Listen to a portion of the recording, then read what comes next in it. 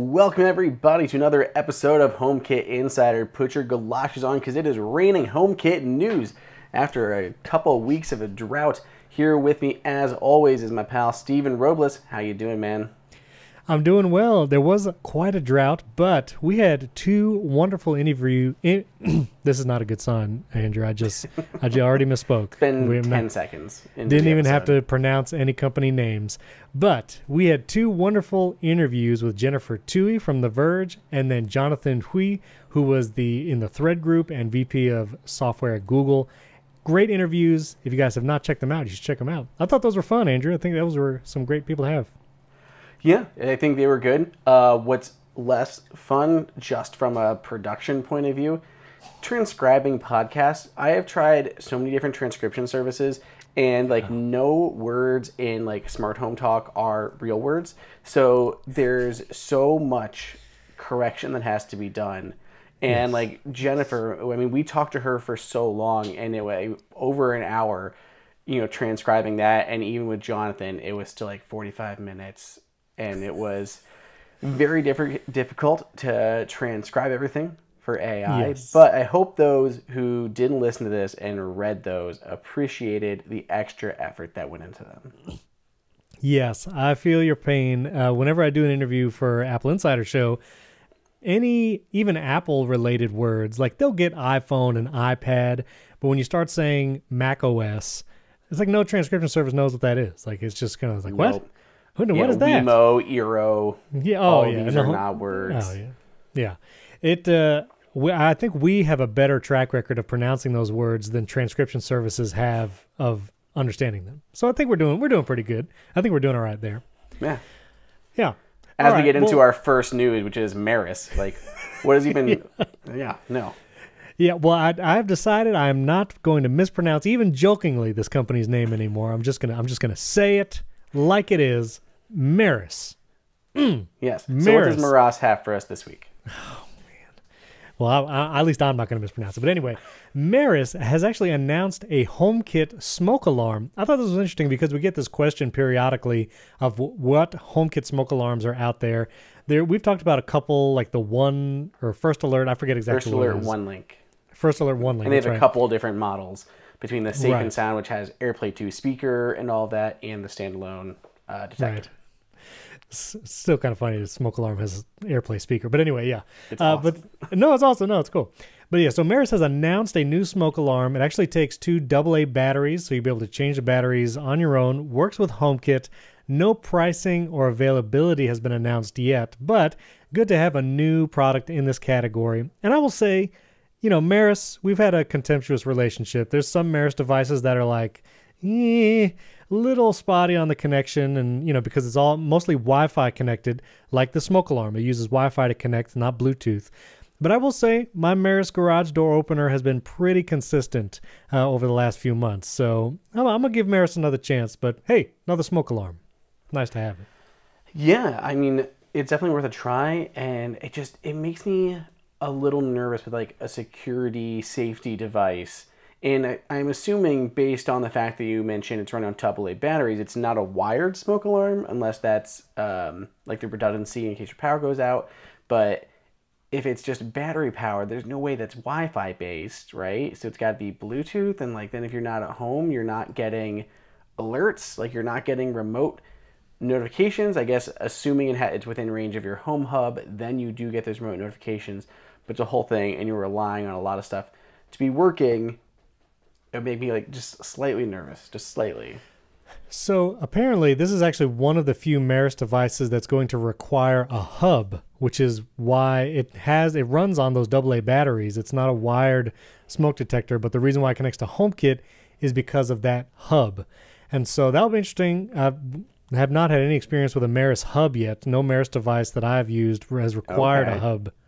So that's it's the difference with this. Zigbee or something like that, communicating with the hub, and then the hub is HomeKit. Right, that's correct. Okay. So we'll see. Okay. Once it's official with availability and pricing, we'll talk about it again. But yeah, nice to know. More smoke alarms in the space. that is always a thing that we hear, and like everyone wants to use like the Eve one, but smoke alarms are so hard to do that usually they have to partner with another company. So Eve partnered with I can't remember who they partnered with to do their smoke alarm, but they're only certified for use in like Europe and not here in the US, which is why we don't have the Eve smoke alarms here in the US. But I also, like, randomly this happened to me, and I know one other person who said this happened to them with the first alert one. It just went off randomly and said there was like fire detected in the living room. That's not good. But it was like going through the smoke detector, but it didn't show on my phone. It didn't ping through HomeKit or even at any point through the first alert app. Like after I told it to shut up, there was no like history that false alarm had ever gone off, and I don't know why. Like something triggered it, if it was dusty or something. I honestly have no idea, but it was really peculiar. I'd rather have a false, alarm, false positive versus, not going the other way around. And I have tested them before, so I know that they do, like, they can detect smoke and it will send the alerts and all that. So I know all of that works correctly. It was really bizarre that just went off and then didn't record the fact that it went off in anything. So yeah, just bizarre. I'm just glad there's more smoke alarms coming. Yeah, for sure. And that Eve partnership was with Hager, apparently. Eve and Hager. Yeah. That's not how you pronounce that, right? Probably not. I was just trying to play it off, but thanks for calling me out. I appreciate Welcome. it. I gotcha. Yeah, thanks.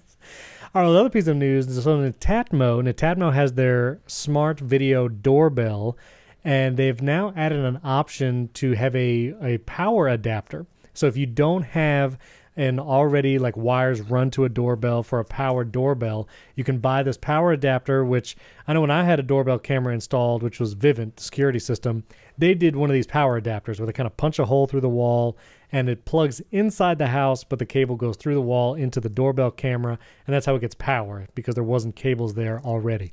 So if you need that kind of setup and you don't have cables run to the doorbell area, you can buy this. It'll be €24.99, which is anywhere between 20 and 3,000 US American dollars. I'm not exactly sure. Somewhere in that range. Yes, definitely somewhere in that range. So not available for the US just yet, but imagine it would come. This doorbell is already available in the US. So nice addition there. Yeah. This is basically kind of what I do, except I don't put the shotgun hole through my wall. I just wire it up outside and kind of caulked it into place with silicone and stuff like that. Do you have like a weatherproof thing over the outlet so it doesn't? Okay, very good, very good. Yeah. You didn't do what I did with my Logitech Circle Views, where you just plug it in and leave it in the grass to be rained on. No, I'm not an idiot, Steven. I wouldn't do that. I learned my lesson. And then wonder what happened. Why does this thing stop working? It's just soaking wet. So I submerged my outlet in the water. It was literally floating. One. Literally, the extension cord was floating in the water. I can't imagine why this doesn't work. It's so strange. Yeah. I don't know. Last piece of news, though, there's a new thermostat mini by Hive. So this article is from HomeKit Authority, but Hive has launched a new HomeKit Thermostat Mini. I couldn't ascertain a lot of information here. It's not available in the U.S. yet. The announced pricing is at £119, it looks like. So this is a UK thermostat. Looks like it might just be for heating systems. I didn't see any information about whether it will be used for air conditioning as well. But pretty attractive. It kind of looks like a rounded square version of the Ecobee. But hey, always nice to have one. Works with HomeKit, so there you go. Have you played with any of the Hive products before, Stephen? Or seen them really before? I have not. Have you?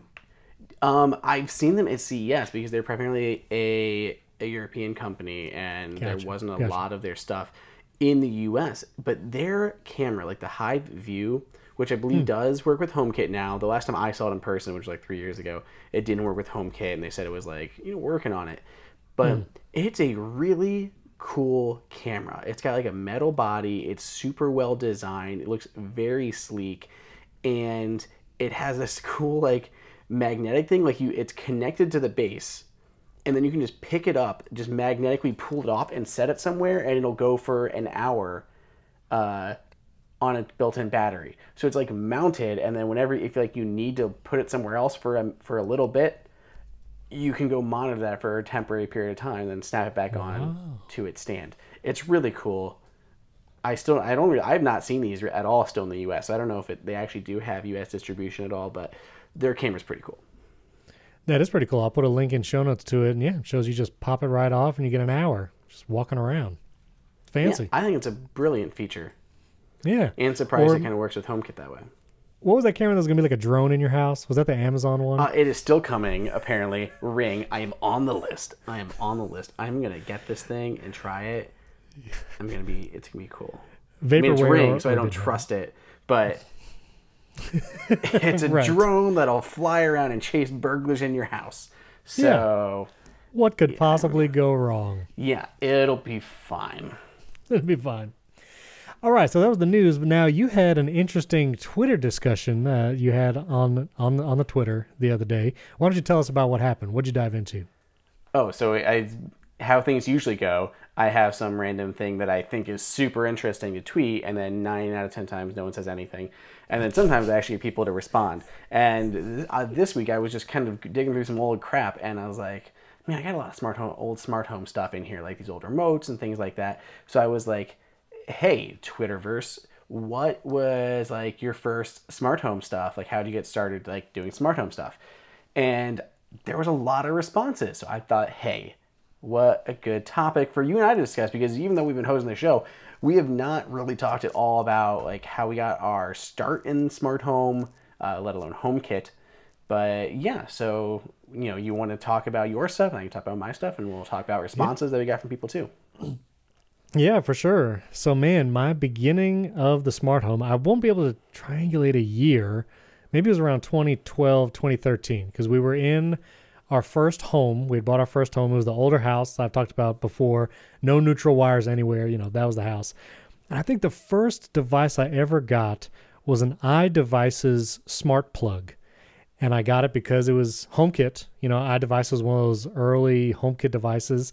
I plugged it into a lamp. We had this lamp that was behind our sectional sofa. It was a pain in the neck to turn it on and off. It wasn't on a switch. You had to do this thing where you lean the lamp over the sofa so you could reach. The switch was at the very top. So you lean it over precariously. You do it, and then you turn it on, you put it back. I was like, this is ridiculous. And so I was like, let me try one of these smart plugs. And the iDevices one worked great at the time. And so I think that was my first one. If not, it was a Wemo light switch, because some of the early Wemo ones also worked without a neutral wire. It was not HomeKit at the time. These Wemo switches were just Wemo. But the Wemo app was fine. It was pretty user-friendly. You open the Wemo app and you just see your switches there. And so did the Wemo light switches. And for those, I started in the attic because my kids were, this is going to sound weird, my kids were sleeping in the attic. It was a finished attic. Yeah, so you lock your kids in the attic. That's fine. Go on. No. It was a finished attic. It was more like a second story, but... Did you have a HomeKit lock when you locked them in, or did you just use a regular chain? No door. Locked them in no. the upstairs dungeon. That sounds terrible. No, it was a finished attic, and so they slept up there. It eventually became the playroom, and they moved down. But anyway, when they were up there, they would leave the lights on all the time because they were kids. They never shut lights off. And they would come downstairs, and the lights would just be on all day, every day. And I was like, I want a way to turn these lights off from my phone, so I don't have to go upstairs. I don't want to mess with it. And I could just turn them off randomly. I put them on a schedule to turn off every day at whatever, 10 a.m. and 4 p.m. So they would just at least turn off at some points in the day. And those were my first smart switches. And so I'm not sure which was first, the Wemo switch or the iDevices. But those were two of my first smart devices. Wemo was not HomeKit. The iDevices was. And from there, it was off to the races. The Ecobee Thermostat was one of my other first. Lutron light switches were shortly after that. And then you just fall down the rabbit hole, and it's like, man, automating this stuff is pretty sweet. I want to automate all the things. And then you fall into it. So that's how I got started. What about you? Yeah, we'll come back to this when we talk about the response from people, but it's fascinating to me that your first products were HomeKit products, which is kind of crazy. Yeah, the iDevices, yeah. Yeah. So I guess if you counted as smart home, my first stuff was smart home controller. So I personally had a Logitech 1100, and I knew somebody who had some software for Control 4. So I did some programming of Control 4 devices for a couple people that I knew who had some Control 4 stuff. installed in their homes, and I really liked the automation of like hit a button in your receiver and all this stuff would happen. I also got deeply nerdy into like Apple TV stuff. Those OG ones, I would rip off the bottom and modify them, add storage, and you could flash them and run other streaming stuff on them. There's a whole thing. I don't know if you count Apple TVs as like smart home kit, but either way, those originals, I would think so, because that was a unique product. You know, it was hard drive, and you were running, download. I can't even think of what it is, but it was like some version of like Xbox something, like Xbox Media Player, where I could easily stream from my computer more easily, like in multiple formats and stuff like that, versus just through like the iTunes store and all that. So fun stuff with that, but like legit smart home stuff, I think was probably in college. I got an early set of the Wemo devices, and like the really early ones, they were like this tall and kind of like funky looking. And they even had a motion detector, which was a whole thing. You plugged in, it was still that big, and then there was like a thin wire that you ran up to have a little motion detector that you put in the room, and it would trigger stuff that way. So that was like in my dorm and in my college house. I was using that before HomeKit was ever even a thing. And yeah, I used those, which was like totally unnecessary. Like I'd walk into my room and dorm room and the lights would come on and have a schedule where it wouldn't do that at certain times of day. And yeah, that was pretty cool, but I just went from the remote to like basic automations like that. And then after the Wemo stuff, I don't know, I think I got the Nest first. Oh yeah. When I first got like my first apartment and everything, and I actually had a place where I could install that. So I put a Nest in and used that for a while. Got a lot of people hooked on the Nest thermostats at that point. And then eventually the first HomeKit stuff was I think like Eve. Oh, also I guess when after college I did have the original Hue starter set. That was my other thing, and that was like a video I did on my personal channel. It is still up and probably terrible, but it was like some dingy college apartment like right after college, and yeah, I did a review on the Hue lights and it got like hundreds of thousands of views for some reason. But I really liked those things, and we talked a few online with some of these people who were responding about like that original Hue starter set at the point where they had the original round bridge and then they transitioned to the square bridge, which is what brought HomeKit and stuff. So yeah, I had the original Hue lights, and then I got the first like HomeKit thing I had was an Eve starter set. They had sent one out to me, and yeah, I had like the original motion sensor and Eve weather and Eve energy and Eve door and window. And I'm pretty sure I still have like I literally still have like the motion sensor. I still use it in my bathroom, and that was so many years ago, but it still works. It still works with HomeKit. Haven't had any issues with it other than the fact that it's Bluetooth and can be slower than the stuff we're seeing now. Right. That's really cool though, man. Then honestly, the original Apple TV, a little envious because I never got in that early. I got in when it was all streaming, but that original Apple TV, it was all downloadable. You had to download everything. Yeah, I think everything. I think there was like a streaming thing, but it wasn't particularly fast. So yeah, I do remember a lot of like transferring the stuff over to the Apple TV. Right. Yeah, exactly. That's cool. I mean, being early on that Hue stuff and Eve though, that is very cool. So, Andrew has disappeared. He's so far reminisced. He has reminisced all the way into the past. I went to the past. Oh, wait a minute. I still hear him. What is happening? Oh, okay. There my cat was climbing on something, so I was trying to just sneak off while you were talking, and then you called me out on it. So I guess that is karma for... I was trying to make it so you didn't have to edit it. I was just narrating what was happening as we went. So anyway, yeah. When I asked this on Twitter, like we got a lot of responses, and what I thought was like most fascinating was like there's these people who are really passionate about this and really follow along, and there's people who are younger, there's people who are our age, there's people who are older.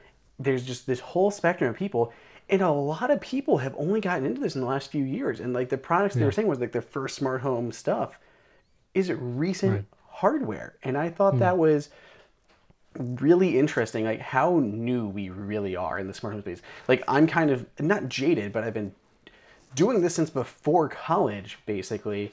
And there's these people who are just getting this now. And I think that's fascinating. And I was genuinely surprised at how many people like, oh, it was the last generation August and stuff like that. I'm like, oh my gosh, my first smart lock was the Lockatron. And it was a thing. It was on Kickstarter. And at one point we had gotten locked out of our apartment because it wouldn't work. And I'm like FaceTiming with their CEO, trying to get this thing to like reboot from the outside. They could still see it online and try. And eventually there was something with like our door jamb was like slightly too long. So they made a custom deadbolt, like they machined and like slimmed down the deadbolt edges so it would pull the door more into place.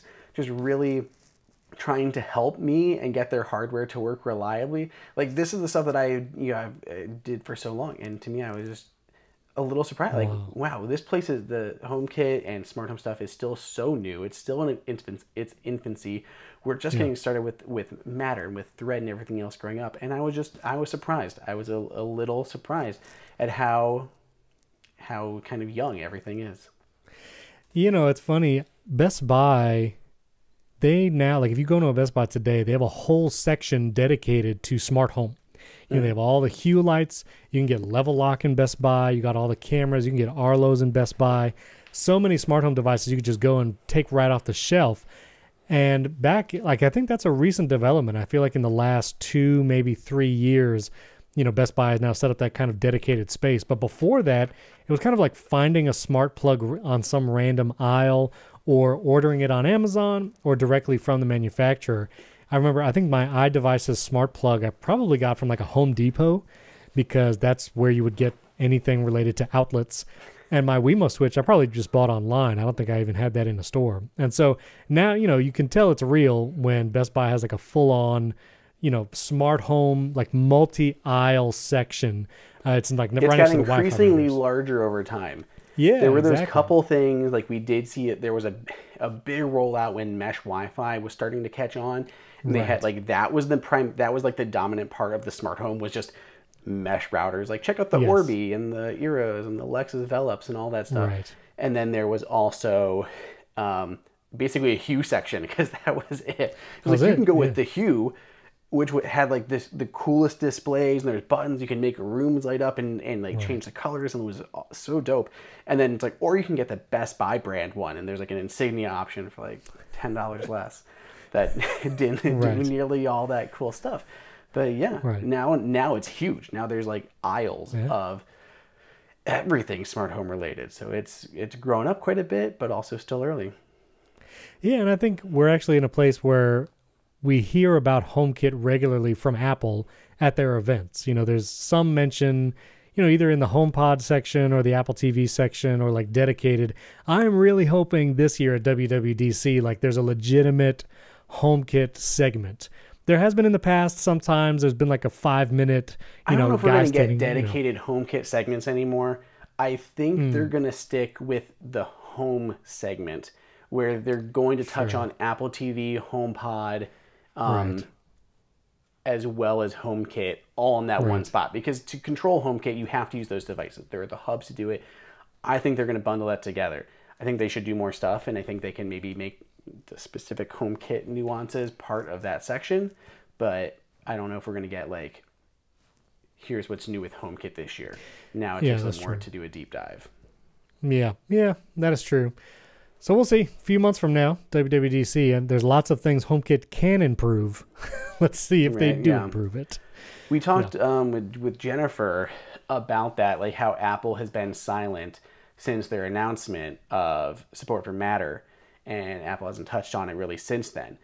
And I think that's going to come in WWDC because Matter is really, and I think Jonathan touched about this, was that Matter is a lot of nerdy stuff.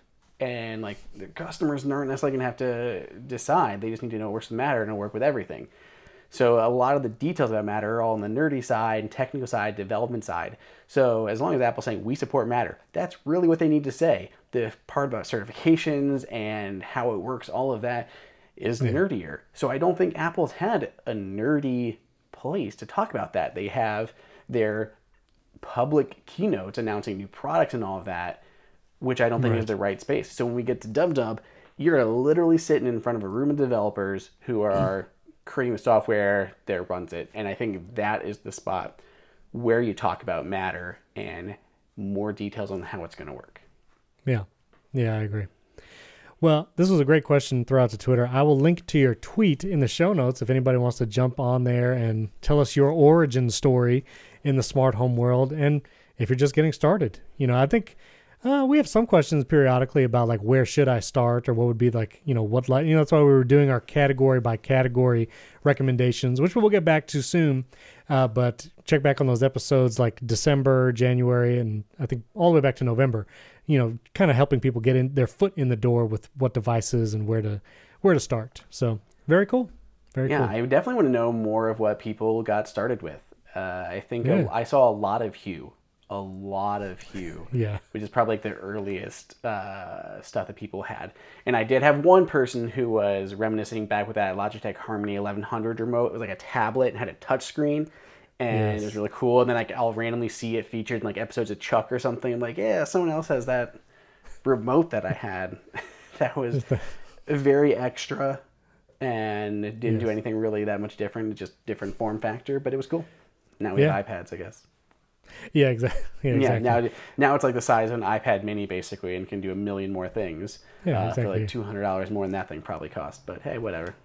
Yeah, exactly. Here, give me you mentioned iPad mini. Boom. I had mine sitting right there, so I just feel like showing that. But anyway, link in the tweet in the show notes. And so, we'd love to interact with you there. And let's take a break real quick before I give an update on my home construction, my Smart Home 2022 project, because this episode is brought to you by our friends at Nebbia and the Nebbia by Moen Spa Shower. Andrew, I'm going to ask you your favorite feature from the Nebbia world in a moment. So just wheels turning. I know you probably have multiple features that you could name. But if you have not heard of Nebbia, first of all, they are backed by some of the biggest names in Silicon Valley, including Tim Cook, and the Nebbia showers were designed by former Tesla, NASA, and Apple engineers. They've spent years researching a superior shower experience while saving water while you take your shower. And so if it sounds intimidating to change out your shower head, let me encourage you. I am not super do-it-yourself, but I changed out my shower head, both the Nebbia by Moen Spa Shower and the Quattro. I actually have both. I changed both out, and even taking the whole head and everything off, they give you all the instructions, all the parts. It took just about 15 minutes to swap it out, and it is worth it. You're saving 45% water compared to normal showers, and it's like a spa-like experience. Nebbia atomizes the water, that's a fancy word for it, and makes, nice ambiance, a nice spa-like experience in the shower. And the Nebbia by Moen Spa Shower is height adjustable, and with kids, that's a great feature because they can lower the shower, and they can and me and my wife can raise it, and have the magic wand attachment, which is nice too. But Andrew, tell me something that you love about the Nebbia showers. I really like how it makes your entire shower warm. Like it's like an underrated thing when you switch back to like a different shower. You're like, why is the whole shower cold when you're not in the water? And you're spending an entire day troubleshooting your smart home stuff of why it won't connect, and then you go need to take a hot shower, and then you're just like in there like leaning against the wall, like, why am I doing all this? That's exactly right. And your wall is freezing cold. Not with the Nebbia by Moen Spa Shower, because it makes everything warm. The air is warm, the walls are warm. It's great. Like it's actually just a warm shower. It feels like you're in a spa. That's a great point. I do love that feature. Comes in lots of premium finishes. You got white and chrome, spot resistant nickel, matte black, black and chrome. I have the spot resistant nickel. It's very nice. Also some shower accessories like a shelf where you can hang your loofahs, put your shampoos on. Really beautiful, so they look great, and it's just a better shower experience, and you're saving water all in the process. So the Nebbia by Moen Spa Shower starts at just $199, and for HomeKit Insider listeners, we have a deal for you, Nebbia.com/HomeKit, and use the promo code HomeKit, all one word, at checkout to get 10% off all Nebbia products. Now, Nebbia doesn't usually do an all product thing, but this is a great time to jump on Nebbia.com/HomeKit. That's Nebia.com/HomeKit to check out what they have to offer and save 10% with code HomeKit. Thanks to Nebbia for sponsoring this episode. Very cool. All right, Andrew. Well, as we speak, as we record right now, drywall is going up in my new home. It's an exciting time. We actually have walls in the house. And so that means I had to be done with all my wiring, my Ethernet and my sound wiring. And so here's where I'm at. we ran Ethernet everywhere, and I think we should be good there. I'm going with the Ubiquity system, power over Ethernet for access points, and all that. Once I actually get to installing those parts, I'll talk about it. But when it came to home theater, I ran into a couple snags, we'll say. One, the main living room has very, very high ceilings.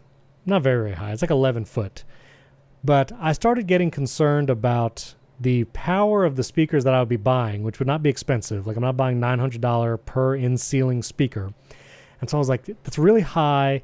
And we tried to run one cable, and I thought me and my father-in-law were going to die. Like, we're trying to like walk precariously across these very small pieces of wood, and like it just was not working out. And I was going to have to do this weird thing where a receiver would live in a different like room than the TV, because TV's going to be over a fireplace, and there was not going to be a place for an entertainment center by the TV. So I was going to have to do this weird thing of running an HDMI over Ethernet from the receiver room to the TV, but then all the speakers are attached to the receiver. The Apple TV was going to be really weird.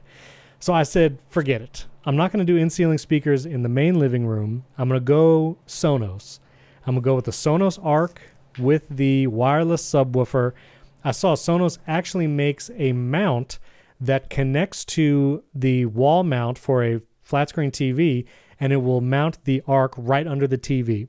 And so I bought one of those for the adapter, and it's just going to be an Arc right under there, and then everything will be by the TV. Well, Apple TV, I found these little mounts on Amazon. I'll put in the show notes that mounts the Apple TV right on the back of the TV, either with adhesive strips or these little hooks that go into like grills on the back of the TV. So I got one of those, and I'm going to do the Arc wireless subwoofer. Again, it can go anywhere, and so got a place for that by an outlet. So going with the Arc. Andrew, tell me, I mean, you have the Arc, right? Don't you have a Sonos Arc? Is it, I mean, am I going to be happy? Is that going to be a good experience, you think?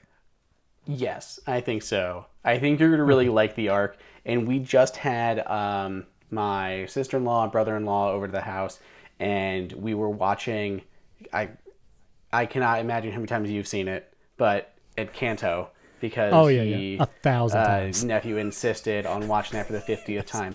And my brother was like, holy crap. That speaker makes a difference. Like, I can understand all the words that they're saying. Like, there's just a huge difference. So I do really like the Arc.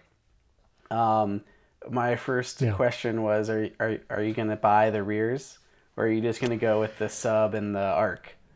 Because the rears are like the one thing that I want. I'm going to go with just the sub and the Arc for now, because the other side of the room is like a coffee bar and the kitchen. And like, there's not going to be a place, there's no place to mount them on the wall. And so I have no idea where I would put them. And I'm saving like the legit home theater, which I'll show you in a second, for a different room. So I'm going to go just the Arc and the sub, and I'm going to see how that goes. And that's I mean, that's still good. There's still no problem. I mean, because I'm in a similar boat of where I don't have a good spot to put so I'd pick up like the 1SLs, which are the ones without the microphones, and they're a little bit cheaper. Right. You don't have to worry about putting the Amazon Assistant in there and save a little bit of money at the same time. So I would do those, I think, which was more of a play just to get them into Apple stores, because Apple wouldn't sell Amazon the Alexa one. Devices, so one without Amazon specific for Apple. But point being, those are really good options for the rear speakers, and they definitely make a better surround experience. So the Arc can focus more when you have the sub, and when you add the remotes. The Arc is able to focus more on the ceiling, like the Atmos sounds, and the mid. So you actually get better audio in the other spots as well, because it doesn't have to focus and devote as much power to the low end. So just by putting in the sub in the rears, the sub and the rears, you can get better sound in the rest of the space. So I think you're going to be happy with it, especially with the sub, which those subs are not cheap. No, they're not. And also the Arc is like back ordered. At least if you buy it directly from Sonos, they're saying like March 25th right now. And if you go to Best Buy, it just says out of stock. So I'm going to order it on the Sonos website like probably in the next couple days, and hoping it comes in by the time we actually move in, which is going to be the end of April. So I mean, there's like a month leeway between when Sonos says they'll ship and when we move in. But yeah, I was surprised that it was like out of stock everywhere. Oh no, So, it's been a thing. I mean, samesies with a Beam. We tried to get one for my grandfather for Christmas because they have like making sure you can hear things, and they have like the dialogue boost feature that pulls up the mids a little bit, make dialogue a little bit easier to hear. And they were like out of stock everywhere. And the place that had them, they were marking up the price, which is ridiculous. So no thanks. Even after Christmas, I don't know. I'm assuming it's just still supply shortages, component shortages that are causing them issue. But yeah, I know they're still hard to get hands on. Yeah. So that's what we're going to do in the main living room. But in a smaller living room, I'm going to do the full home theater experience. And so this is a picture of the ceiling. We'll see how the camera does here. And so you can kind of see, this is a shot of the ceiling, and you'll see these round rings, these black rings up there. Those are the pre-construction brackets for in-ceiling speakers, and I have 4 of them. There's one there, one farther back, and then on the other side, got that one, and then there's one over there. So I have 4 in-ceiling speakers in this room. And that then looked like a food bowl mount for the children you were going to keep in the attic. I just thought that you'd have like a recessed food bowl, like you were going all out for your child dungeon. No, that sounds terrible. I'm going to have to cut all of these comments out because now I'm not unrelated. nervous. Do you know the number for social services? No, stop. No. So anyway, so I have 4 in-ceiling brackets there. And I'm going, so those will be the rear surround, the Dolby Atmos speakers, and then I'm going to have 3 speakers in wall by the TV for the left, right, and center. And then I already have a subwoofer that'll be just next to kind of the entertainment center down there. I'll take pictures of it once it's all set up in a couple months. But so I'll have full Dolby Atmos experience in that room with the in-ceiling speakers and all. So I'm excited for that. One word of warning that in-ceiling speakers typically come in 2 sizes, 6.5 inches and 8 inches. And I experimented with a couple in-ceiling speakers. I tried the monoprice ones, and then I got some Polk Audios. And just because the speaker size is 6.5 inch does not mean they all fit the brackets that say this is for a 6.5 inch speaker. So I had originally bought the monoprice in-ceiling speaker and the monoprice pre-construction bracket, the little circle thing in the ceiling, and it did not fit. The monoprice speaker did not fit in the monoprice bracket. The speaker was too big, and I tried every which way, even like trying to really jam it in there. I could not get it in the bracket, and I was like, I'm glad I tried this now and didn't just install the brackets and then discover this when I was trying to install the speakers. So then I got the 6.5 inch brackets and tried some 6.5 inch speakers, and like they don't all fit. Like a lot of them don't fit, apparently. And I Googled a lot for different brand pre-construction brackets, and I found this one brand, but they cost like $50 per pair for just those plastic rings. And I was like, I am not spending that much just on these rings. So the ones I found that fit are the monoprice 6.5 inch in-ceiling brackets with a Polk Audio 6.5 inch speaker. I don't know why, but those are the ones that fit. I bought the speakers. They're the ones you can get at Best Buy in the store. I made sure they fit in the monoprice bracket with this. Once I screw it, it'll actually hold and everything fits properly. Those are the ones that fit. And so I was like, I'm not going to mess with this anymore. I'm just going to go with those speakers and those brackets for the in-ceiling. And that's what I did. So those in-ceiling brackets that I showed in that picture are the monoprice 6.5 inch brackets. I'll put a link in show notes, and the Polk Audio speakers from Best Buy, and I will put a link to those as well. But those are the ones that fit. The other options did not work. And so if you plan to do this with pre-construction brackets to save you time later, the drywall guys get to, they'll cut the holes for me, which is amazing, but buy the brackets and speakers first and make sure they fit, because that was going to be a huge issue come time to actually move in and put in these speakers. So that was how my bizarre experience. that the monoprice speakers didn't fit the monoprice brackets. I was like, what? Like I Two literally different bought teams not talking. And I bought the monoprice ones, but like I tried 2 different ones from Monoprice. I bought them directly from Monoprice, and you can buy them on Amazon. Monoprice has like an Amazon store. I bought them from both places. Neither fit the Monoprice speakers. And I was like, I'm living in like the Wizard of Oz. Like, I don't know what's happening. So anyway, that is just my word of warning. The pre-construction brackets will make it super easy. I ran speaker cable. You drop it in the bracket. Drywall guys are going to cut the hole and leave the speaker wire hanging, so it'll be all ready. I just have to connect the speaker, pop it in the hole, screw it in, and it's done. But you got to make sure they fit. So just a word of warning for anyone trying to do this pre-construction during the framing stage. Yeah, a lot of these sizes do not match up. So, yeah, crazy. That's good advice. I also didn't know that in Wizard of Oz they had issues with speakers. Oh but yeah. I guess, you learn something new every day. It was in the Tin Man who doesn't have a brain. Yeah, Tin Man. He didn't know which in-ceiling speakers to buy. It's in the remix. It's in the remake. The remake. The remake. By the way, you see, speaking of metal robots, do you see Futurama's coming back? Completely unrelated to the smart home stuff, but Futurama back again. You got me thinking about Bender. Yeah.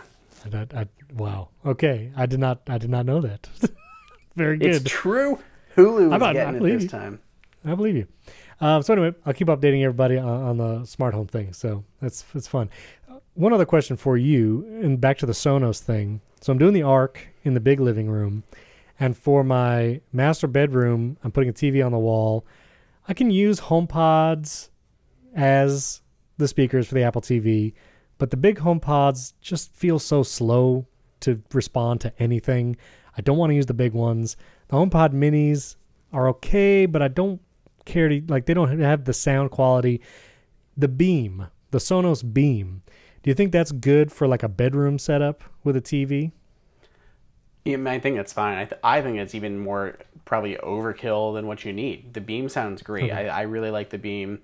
Similar, she's getting them in stock, but they have a lot of different mounting options. You can mount it really slimly underneath the TV and all of that.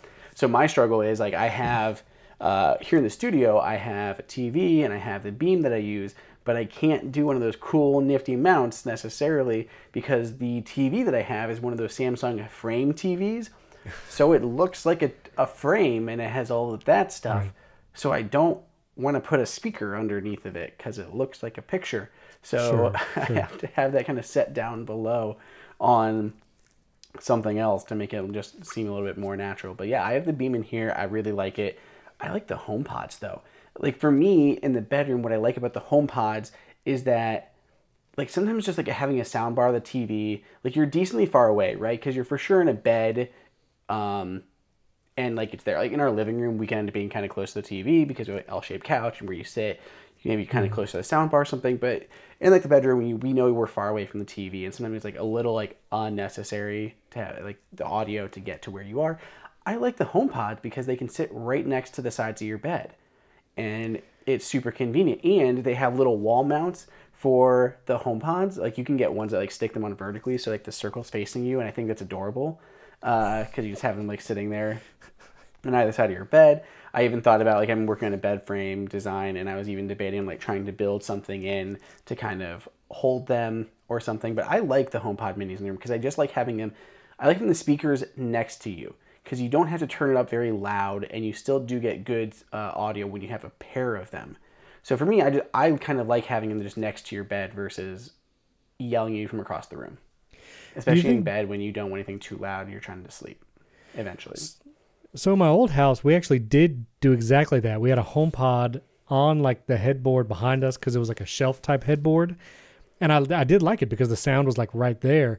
But doing a stereo pair, I feel like it would mess with the Dolby Atmos, like whatever. Like the HomePod assumes, I would think, it's near the TV and not like behind or next to you. So I feel like that would mess with the sound. Do you not feel that? I don't think the minis have Atmos, do they? They just do stereo. And that works just fine because it just needs to know left and right.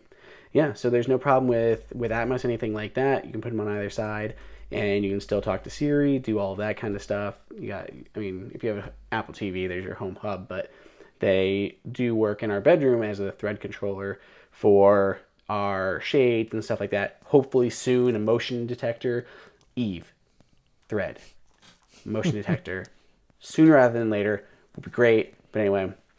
Yeah.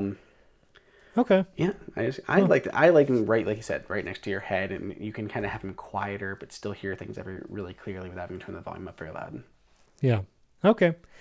Well, we'll But I see. like the Maybe Beam, I'll so rethink that. there's no good choice Yeah. here. I really like the Beam. One other question.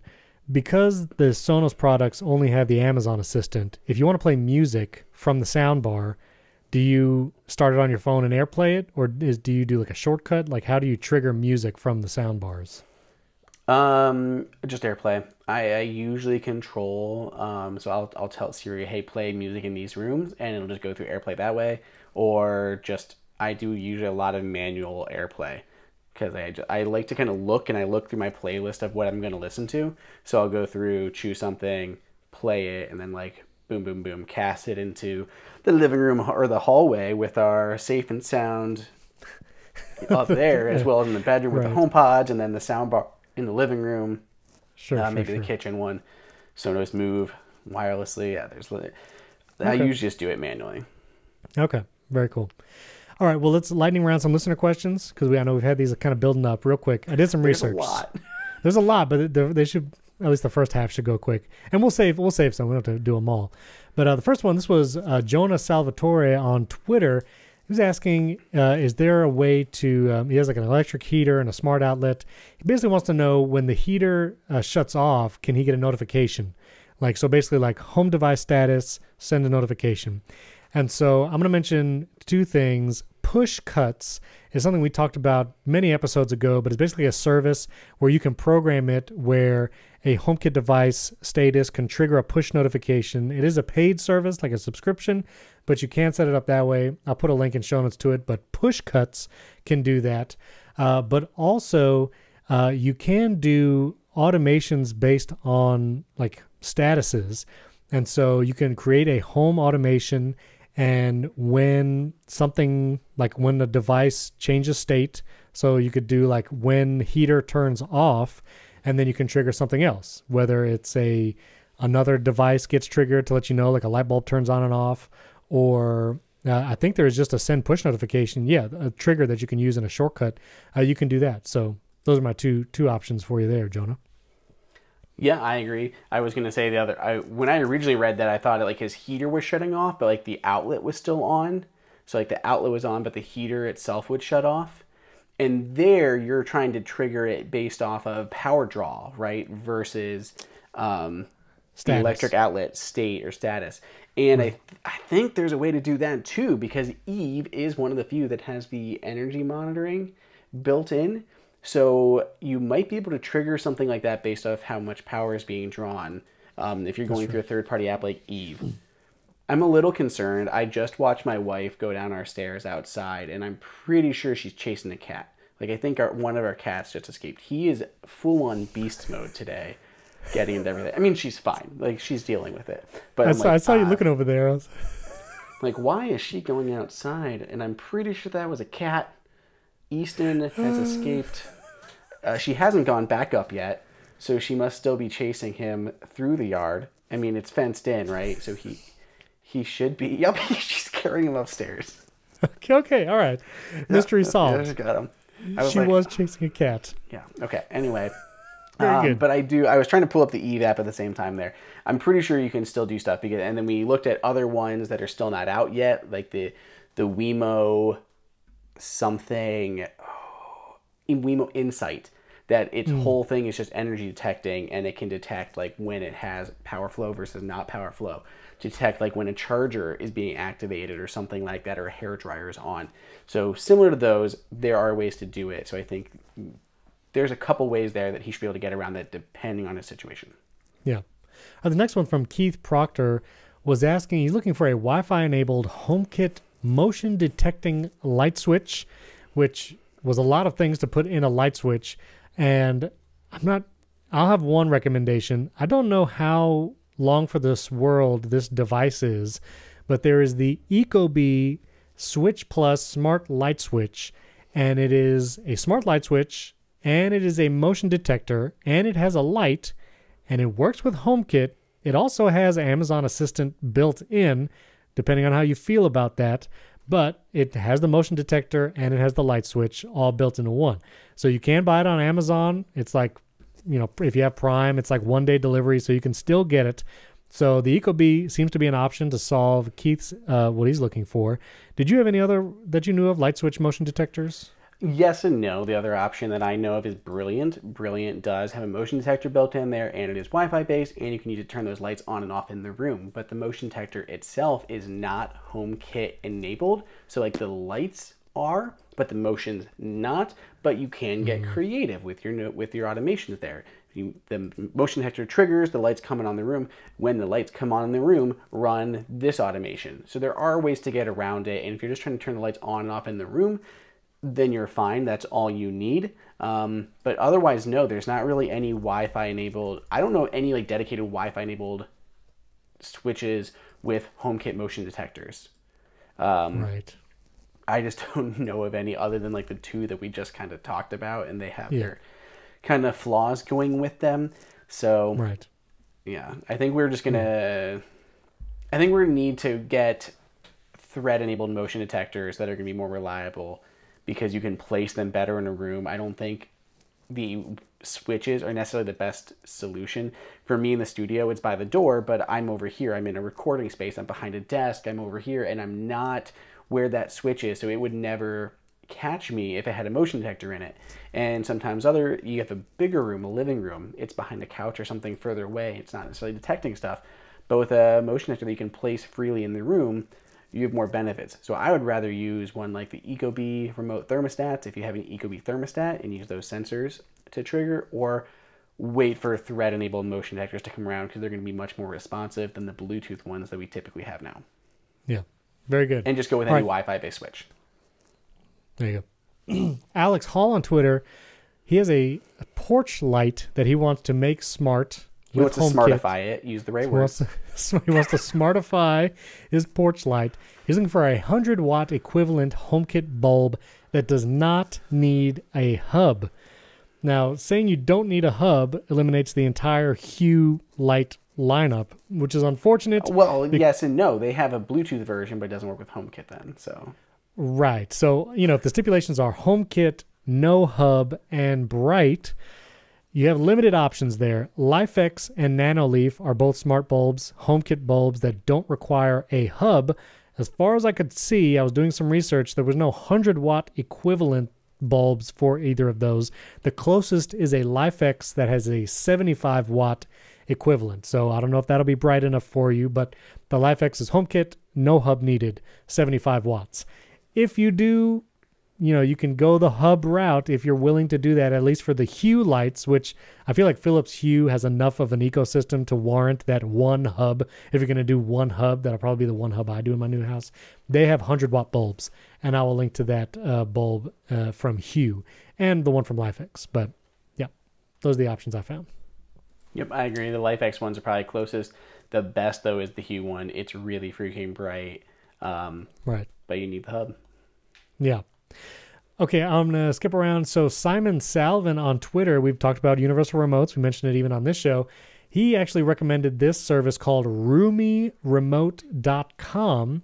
This is not a hardware product, but rather just an app that you can get on your iPhone or your iPad, and it integrates with lots of different home automation and remote controls.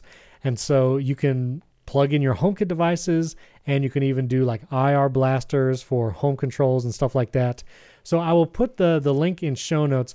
This is not a free app, though. It is a subscription service for this remote control app. It's like $5 a month, $50 annually. You can save money doing that. So, it depends if you want to do that. I'm really going to try and make HomeKit the way I control everything. My Apple TV should be able to turn on my home theater receiver and all that. And you could do everything from just the, control center, home, whatever. But I thought this was interesting. I had not heard of it before. You can really make an iPad like the entertainment control hub if you really want to do that. So RoomyRemote.com is a cool recommendation from Simon. I've seen those, and there's other services that kind of do stuff similar. And even Logitech had like their hub, like when they were kind of dwindling in the remote stuff. You could use like the Harmony app and do everything there, run all your automations and scene controls and all of that. But to me, I just didn't like, and I still don't like, having to use my phone. I don't like having to pull it out. Maybe it's just me. like sometimes especially when you go to watch TV, you almost want to kind of just disconnect, and I don't want to have to be on my phone again, so I don't have to open it up, go to an app, and then swipe around. I'd rather just hit the Apple TV button and go that way. I just never did it with the Logitech one. I rarely do it with the Apple TVs we have now. But that said, my wife almost exclusively uses the remote, like in Control Center, to control the Apple TV, which I think might just be because she can't always find where the remote is. So, if only it had a U1 chip with a speaker you could ding, or anything, just any or way anything. to find it. Yeah, it doesn't even need U1, just a way to make it ring. Yeah. All right, last question we'll get to for this episode, and we will save the rest for another time. But James Prochnow on Twitter, he actually looked into the activity in apps doing stuff in the background. You can see this kind of when you go to the battery settings on your iPhone. And he saw the Home app, while only 28 minutes on screen, was actually active for 11 hours and 27 minutes in the background. So this is the iPhone saying that the Home app has been doing stuff in the background for 11 hours, 27 minutes. He was wondering why. I suggested if you wanted to, you could turn off background app refresh, but apparently that's not a setting you can do for the Home app on the iPhone. You actually can't disable background app refresh. I imagine there's a lot of reasons for that, considering your smart home devices do a lot of stuff in the background. I do not have that amount of background stuff going on, though, in my Home app. I'll check real quick what it says is background. But for automations and stuff, depending on what kind of automations you have running or shortcuts, I imagine it might be having to do a lot of checking in the background. I'll look now. My Home app is only just today spent 1 minute on screen and 9 minutes in the background. So it does have more background time than on-screen time. A lot of apps are like that. But the 11 hours is interesting. I'm not sure what it would be doing. Maybe try disabling some automations and see if that cuts down on the background time. But what's your background time like, Andrew?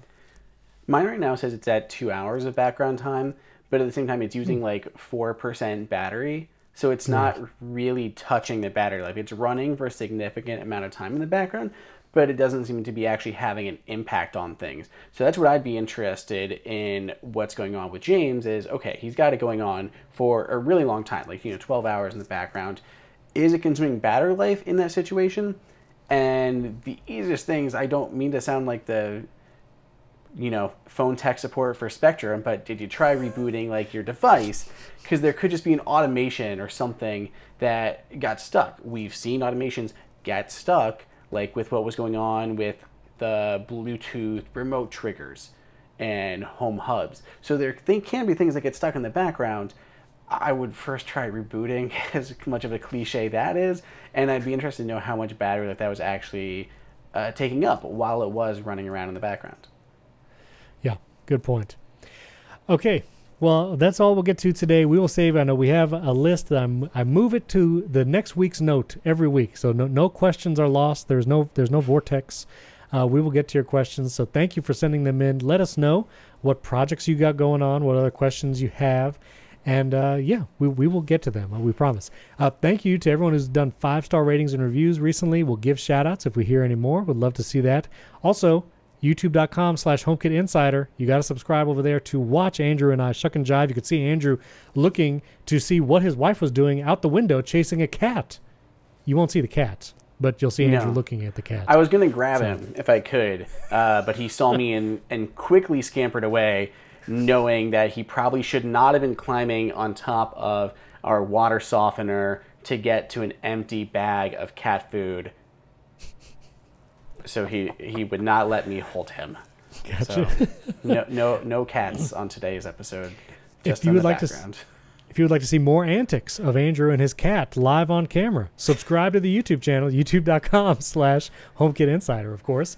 And don't forget to check out those interviews we did recently too. It was a lot of fun. So thanks for tuning in. Finger guns. We'll catch you next time. Stop it, finger guns.